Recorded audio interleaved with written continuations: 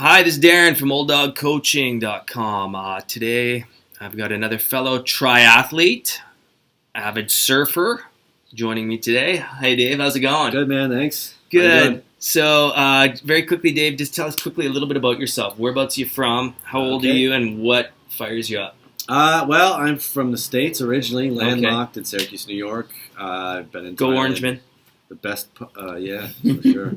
But yeah, what really fires me up is surfing, to be honest, at the moment. I think nothing gets me out of bed at 6 a.m. to watch the sunrise from my surfboard. You know, nothing else can get me out of bed at that hour.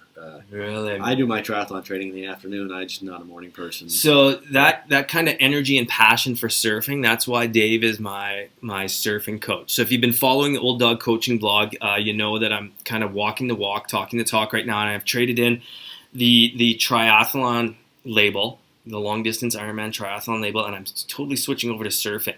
So I've got Dave here. He's my main surfing coach. He still won't let me call him Master Yoda yet, but I'm still working on that. Well, it's just because I'm probably the worst surfer other than Darren at the beach. So it's okay. So I do have the trophy of being the worst surfer at the beach. Okay, that's something to build on. Something to build on. There's actually probably a few Russian guys that just stepped off the plane, but. Yeah, but they're wearing fur coats and mink hats. That's okay. Right. Very quickly, Dave, how many Ironman triathlons have you done? I've done 2 full Ironman triathlons, a bunch of halves. Okay, and I think we shared the same race course, 2011? That's right. It was Jeju in Korea, 2011. Very hot, humid, lots of hills. On the run was all hills.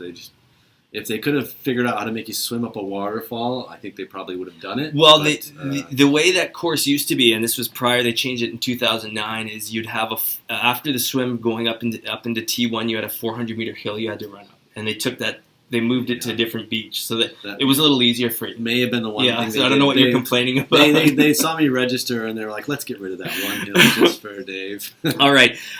So I brought Dave in today to have a little chat. Dave's got a fantastic perspective on what it means to be physically active, his training methodology, and just his outlook on life. So I just thought we'd start today's conversation off with Dave. Is how do you juggle? I mean, you've got a family at home. Right. You've got your full-time business. Right. You've got your triathlon you're training for in September. The end of September. Ironman Malaysia. That's right. Yeah. Awesome. And you're an avid surfer. How do you pack everything in? Well, again, I prioritize it in a way that I know what I need to do every week. And obviously, there's only so many hours in a day, and some things have to be prioritized ahead of others. So I start with the most important things, and I just make sure those get all done. And then as much of the other stuff as I can get done, I do. And if I need to cancel or jug things around, I will. And if the swell comes in, I'll go surfing, and I'll cancel meetings, and I'll reschedule them. If the sun comes out, I'll go on the bike, and I'll go do a 4-hour ride, and then everything I thought I needed to do for work that day, magically can be done tomorrow usually. Yeah. Or if something is really important for work, I'll occasionally have to put the other stuff on the backside, and if my kids have something I need to do. But it's, I just know that all this stuff has to get done this week, and I'll get all these key, it's like the key workouts, I make sure I do those workouts, and, everything else falls into place around it. And, most of the stuff that we think we need to get done, we actually don't, and that's something that I find that, prioritizing is so important in life, and not letting your email inbox in the morning tell you what you're going to do that day, because so many people are reactive and they don't plan and say, right, I'm doing this, I'm doing this, I'm doing this.